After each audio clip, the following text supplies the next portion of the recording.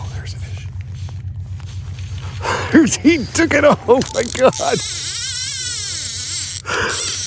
Oh my God. Stillwater tactics. Now, this is a creek, but it fishes like a stillwater because it's so slow moving. But I want you to pay attention to something here, because if you do these things, if you do these tips, you'll catch more fish. Because you'll be surprised if you're watching this video and you're thinking, oh, I do that already. But you'd be surprised the amount of new fly fishers out there that don't, even some old schoolers that just stick to one thing and one thing only, and they fish it all day long because of either something they read or maybe a friend told them that this is how you got to fish it to catch fish.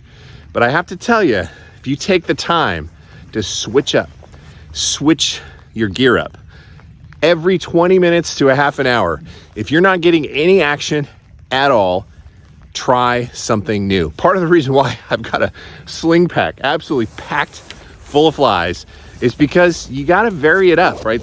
Part of the reason why I rarely get skunked, and this is not being braggadocious, I don't often get skunked because I do this. I experiment with things. And I even have a friend of mine that when he first started getting into fly fishing, I said, dude, change it up, right? If you're fishing for a half hour and nothing at all, change it up, put on something different, and guess what? He starts catching more fish because he does just that. So do that, right? And yesterday, when I was fishing this little stream here, I had a jig leech on, didn't work. Put on an egg sucking leech, didn't work. Put on a bounce leech, didn't work. Put on a midge, right? Because I saw some things and some casings floating around the water, didn't work. Put on a San Juan worm, didn't work. I did over and over. And finally, I found something that worked. I tied on this little woolly bugger right here that you see.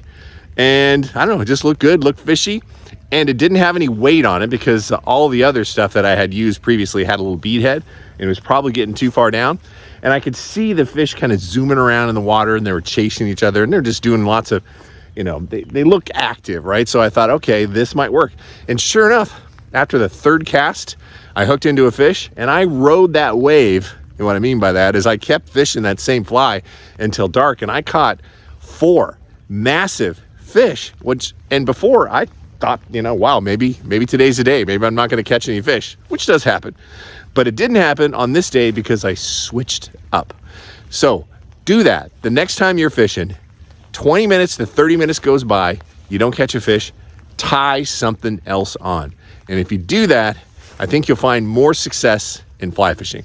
All right, there's your pro tip and 40 years of fly fishing experience at the works right there. What'll hopefully help you catch more fish the next time you're out fishing your favorite spot. All right, so if you want to learn a little bit more about river tactics, and by the way, I have a membership group. Feel free to join. The group is growing. You get a lot of perks when it comes to being a part of this online club.